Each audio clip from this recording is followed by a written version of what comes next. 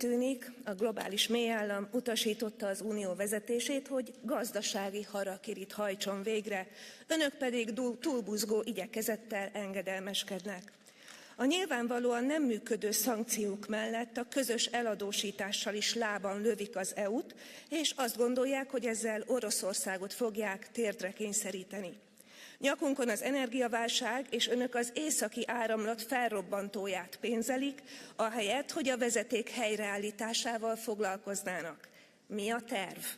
A barátságkőolajvezeték elzárása és a török áramlat támadása zsarolás és nemzetbiztonsági fenyegetés két tagállam ellen, de még ezt is eltűrik, remélve, hogy befolyásolhatják a magyar választásokat.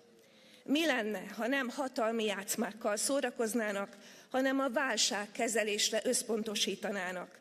Az atomenergia kapcsán már belátták tévedésüket, jó lenne, ha ezúttal nem akkor térnének észhez, amikor már késő. Köszönöm.